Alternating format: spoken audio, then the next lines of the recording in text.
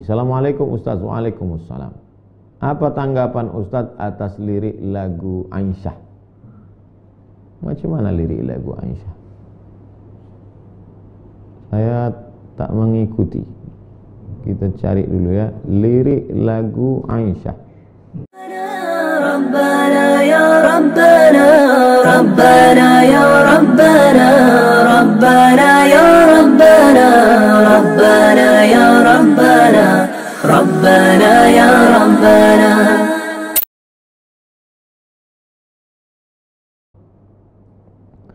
Imam Shibli pernah ditanya, lima tasfirus syamsu indal ghurub. Kenapa matahari itu ketika dia tenggelam, dia memerah? Matahari ketika tenggelam memerah di ufuk barat. Kenapa?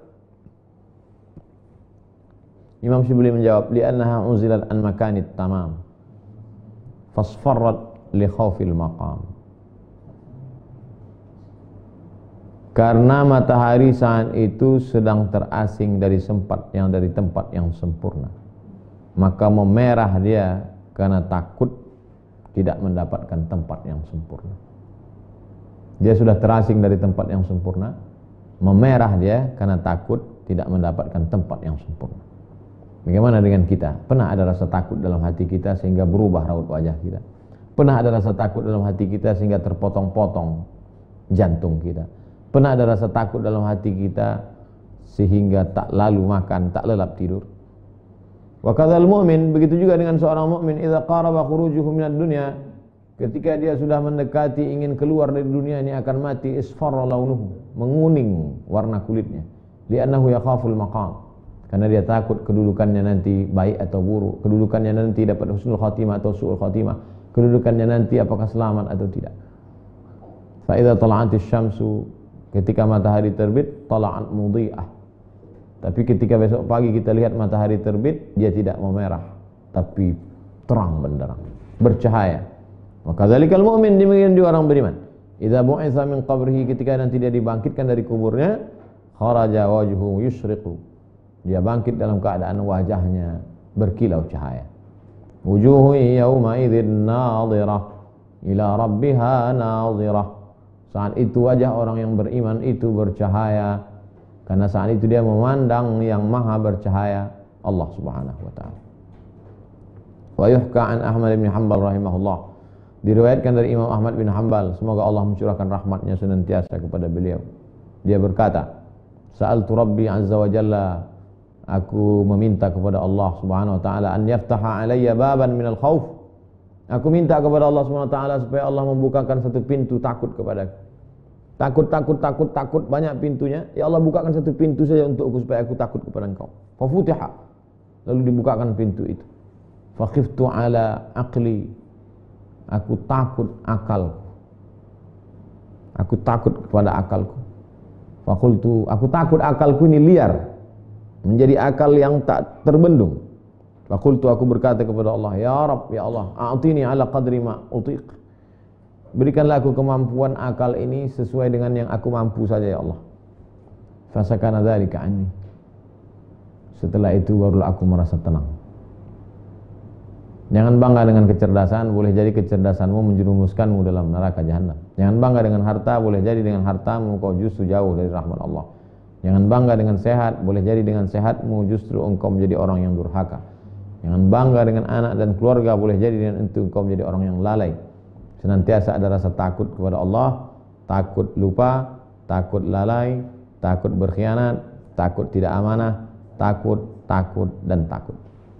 Itulah maqam yang ke-9, yaitu khauf. Jamaah yang dimuliakan Allah subhanahu wa ta'ala, esok malam kita akan masuk ke dalam maqam yang ke-10. Stasiun 49 stasiun menuju Allah. Besok kita masuk ke yang ke-10, yaitu raja. Raja artinya harap. Malam ini takut dulu baru harap. Kata Imam Al-Ghazali, orang yang mendekati Allah subhanahu wa ta'ala, orang yang terbang menuju Allah itu sayapnya dua, khauf, raja. Takut, harap. Ada takut, ada harap. Kalau orang terlampau takut, dia bisa menjadi apatis. Mesti ada harapan. Orang kalau sudah putus belanja, boleh jadi dia masih hidup 3 bulan. Putus air bisa hidup 3 hari. Tapi kalau sudah putus harapan, dia hanya akan hidup 3 detik, setelah itu dia akan mati. Maka jangan pernah putus harapan kepada Allah Subhanahu wa ta'ala. Sebelum kita akhiri, kita akan jawab beberapa pertanyaan. Dari Dodi. Assalamualaikum Ustaz. Waalaikumsalam.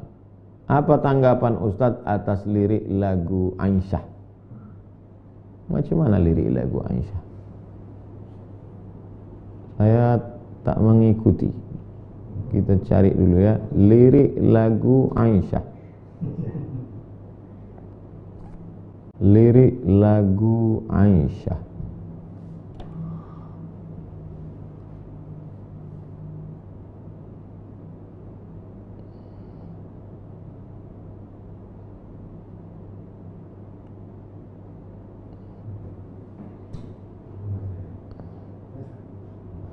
Lirik lagu Aisyah. Mulia indahnya tak pula. Mulia indah cantik berseri, kulit putih bersih merahnya pipimu. Dia Aisyah putri Abu Bakar, istri Rasulullah. Aisyah itu ibu saya. Yang mengatakan Aisyah itu ibu saya Allah Subhanahu wa ta'ala. Wa azwajuhu ummahatukum. Istri Muhammad SAW itu adalah ibu kamu. Aisyah itu ibu saya. Lalu kemudian keponakan saya yang perempuan, anak adik saya, bertanya tentang neneknya. Dia masih gadis, masih umur belasan tahun. Maka saya ceritakan, Aisyah itu pipinya merah, kemudian mesranya dia dengan, karena begitulah bahasa milenial. Lalu kemudian cerita saya tentang neneknya ke cucu yang generasi milenial ini didengar oleh kakak ibu saya. Cerita saya ke cucu ini didengar, mendengar cerita itu, kamu gak sopan, masa emakmu kamu sifati seperti itu. Bahasa yang saya pilih waktu itu sebenarnya untuk ponakan saya, yang milenial itu, yang masih muda belia itu. Tapi didengar oleh orang tua, dia katakan gak layak, itu bahasa ke ibumu gak cocok, gak sesuai seperti itu. Kedua-duanya sayang. Saya sayang ke keponakan saya, maka saya pakai bahasa yang saya pilih, itulah sesuai untuk milenial. Saking sayangnya saya tidak mau cucunya ini lupa pada neneknya. Tapi juga abang ibu saya sangat sayang kepada adiknya. Dia tidak ingin kami menjadi anak yang kurang ajar, sehingga menyifati suatu sifat yang tak layak untuk ibu kami. Begitulah orang kalau sudah terlalu sayang. Oleh sebab itu jangan lupa, ketika pilihlah kata-kata. Alhamdulillah beberapa hari ini kan sudah ada syair yang baru. Tidak lagi menyebut Aisyah saja. Oh Sayyidah Aisyah, Siti Aisyah, oh Sayyidah. Jadi sudah ada perbaikan syair. Walau la daf'ullahi nasa ba'dhum bi ba'dhin. Kalaulah manusia ini tidak saling amar ma'ruf nahi munkar, saya yakin dan percaya kritik-kritik itu tidak menjatuhkan, tapi menyelamatkan kita semua. Maka bagi insan seni, jangan pernah berhenti, teruslah berkarya. Kenalkan Fatimah, kenalkan Sayyidina Al-Hasan, kenalkan Sayyidina Al-Husain, kenalkan Sofia, kenalkan Ummu Kulthum, kenalkan Zainab. Dengan bahasa yang indah, pilihlah kata-kata, karena kalau tidak kita kenalkan, maka nanti mereka ini akan hilang dari anak cucu kita. Dengan bahasa mereka, dengan bahasa seni, dengan bahasa lagu, bilisani qaumi. Wallahu a'lam bishawab. Bapak Fahrul Razi, Ustadz, apakah Dajjal akan menghasut manusia sampai memasuki rumah-rumah manusia, atau hanya yang berkeliaran di luar rumah saja?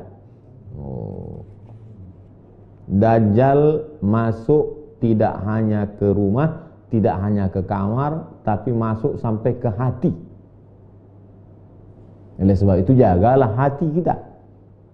Karena ada orang yang tidak keluar rumah tapi menyaksikan action Dajjal, terpukau dia. Datang Dajjal. Dajjal menunjuk bumi, ya ardu umbuti, wahai bumi tumbuhkan tanaman. Tanah yang kering kerontang menumbuhkan tanaman hijau. Dajjal menunjuk langit, ya sama, imtiri, wahai langit, turunkan hujan. Turun hujan di saat kemarau panjang. Dajjal datang kepada mayat, ya mayat, qom, wahai mayat, tegak berdiri. Dajjal tegak, mayat tegak berdiri. Lalu orang menyangka dia adalah Al-Masih. Ternyata dia adalah Al-Masih Ad-Dajjal. Dajjal artinya KW, palsu. Dan sebab itu kita ikuti sunnah Rasulullah SAW. Man qara'a surat Al-Kahfi, siapa yang baca surat Al-Kahfi, adha'alahu min nur ma bainal jumu'ataini, hari Jumat, malam Jumat, sore Jumat, pagi Jumat, Allah akan jaga dia sampai Jumat berikutnya. Hafal 10 ayat di awal surat Al-Kahfi untuk menjaga daripada Dajjal. Sebelum salam, Allahumma inni a'udzubika min adzabi jahannam wa min adzabil qabri wa min fitnatil mahya wal mamat wa min syarri fitnatil masihid dajjal. Dari Cindo. Ustaz, apa hukumnya uang yang diperoleh dari Google AdSense? Apa Google AdSense?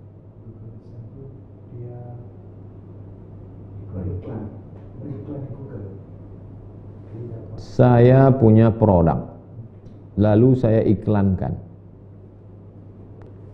Selama tidak ada ghish, tipu, tidak ada gharar, gambling, judi, tidak ada zulm, aniaya, memakan hak orang lain, maka apapun transaksinya halal.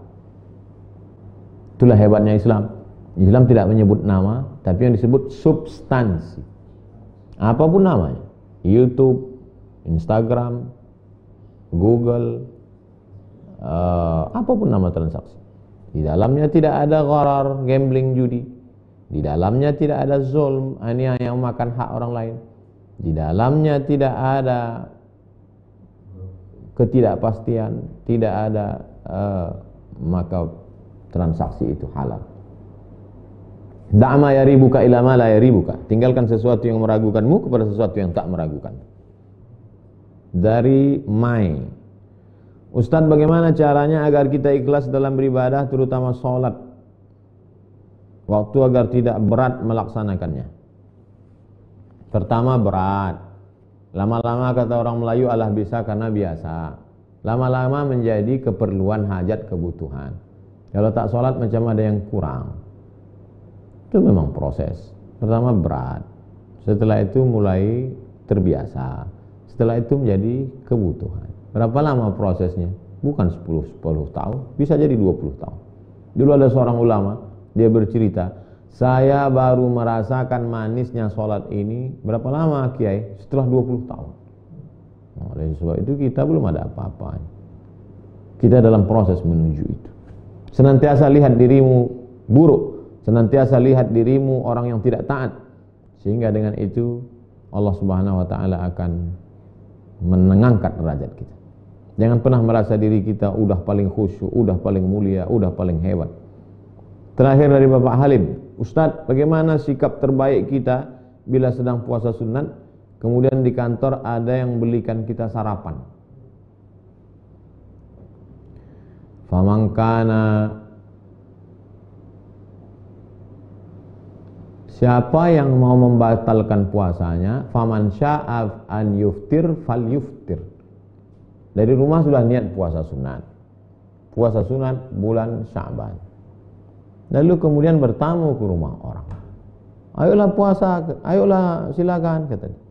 Faman sya'af fal yuftir, faman sya'an an yuftir fal yuftir. Siapa yang mau berbuka, batalkan. Tidak haram hukumnya karena bukan puasa Ramadan, bukan puasa qada, bukan puasa kafarat. Jadi puasa sunat kalau mau dibatalkan, ya silakan batal.